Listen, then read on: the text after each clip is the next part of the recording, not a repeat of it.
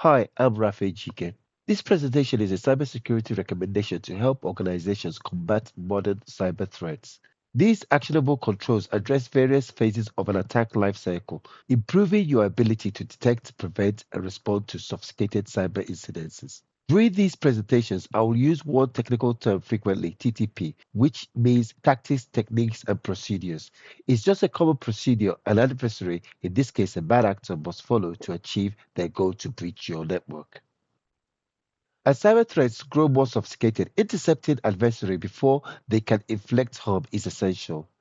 This requires a strategy that combines real-time monitoring, endpoint detection, and rapid incident response. These recommendations aim to address these needs by mapping controls to critical adversarial TTPs, helping you to protect your systems and make crucial security decisions during active intrusions. Key security controls map to adversarial tactics. These essential security controls align directly with common adversarial TTPs. Attackers often follow complex paths to infiltrate systems. By identifying and intercepting these paths at key points, you can disrupt their ability to reach your critical assets. EDR tools monitors endpoints in real time, detecting and alerting us to suspicious activities. They play a vital role in spotting and containing threats before they can spread across the network. By actively monitoring logs and network data, we can catch unusual patterns that indicate a potential intrusion, enabling us to act before the threat escalates. Each of these controls reinforce your overall security posture, making it much harder for attackers to succeed.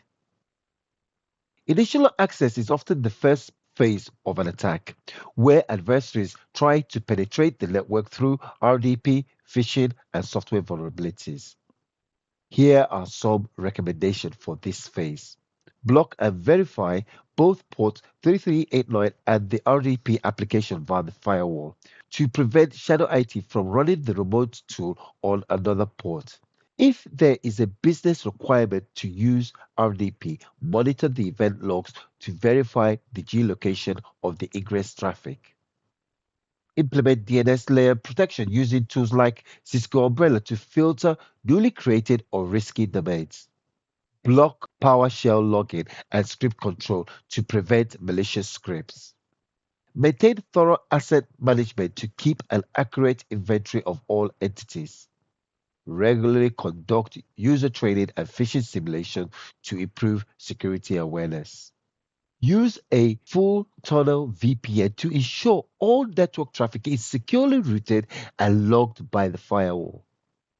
MFA is essential for securing remote access points, ensuring only authorized users can log in via VPN, email, or software apps. Unusual access patterns in remote access logs can be an early sign of malicious activities, such as using dual use tools and cracked digital sign software for remote access, like PSXN, AnyDesk, CoboStrike. It is important to search for both the activity and the application, as such tools should not be present unless for pen testing purposes. Use antivirus and EDR solutions to identify and block threats at the endpoint level. Regularly update operating system, software apps, and network appliances like routers and switches to protect against exploits of unpatched vulnerabilities.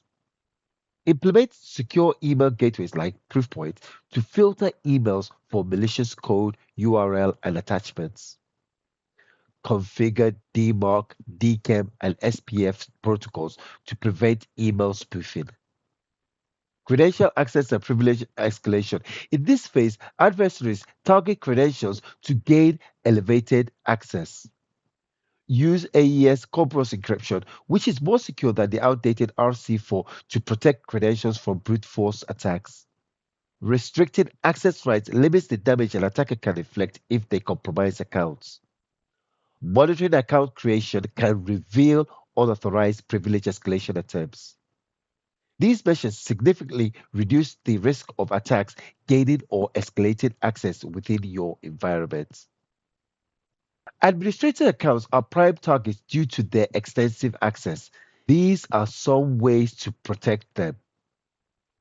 Strict anti-malware and EDR tools for admin workstations to protect administrators' endpoints where unauthorized access could lead to a full compromise. Storing plain text credentials is risky. Instead, credentials should be encrypted or stored in secure vaults. Granting users the minimum level of access needed reduces the attack surface. These controls help to prevent attackers from exploiting administrator accounts. Exfiltrating data. In this stage, adversaries may attempt to steal data. This phase is crucial for preventing data theft, which can be highly damaging. Monitoring access like file shares, email servers, and domain controllers is essential, as these are prime targets. Utilities like 7-Zip, rclone, and FileZilla are often used to prepare and transfer data off-site to dubious sites like Mega. Software like Tor, nrock, and SSH clients can hide exploitation activities, making monitoring these tools a priority. Finally, we need to be prepared for potential recovery disruptions. Offline backups ensure data is secure and accessible if your primary systems are compromised. Attackers often target backup systems to prevent recovery, so securing these interfaces is vital. By implementing these measures, we can ensure that recovery is possible even in the face of sophisticated attacks. To wrap up, these recommendations provide a structured approach to strengthening your defenses against evolving cyber threats. By focusing on these critical controls, initial access, credential protection, data exploitation prevention, and recovery safeguards, you can make it significantly harder for attackers to achieve their goals. As a next step, you should prioritize implementing these controls within your organization's security framework to reinforce your resilience against current and emerging threats.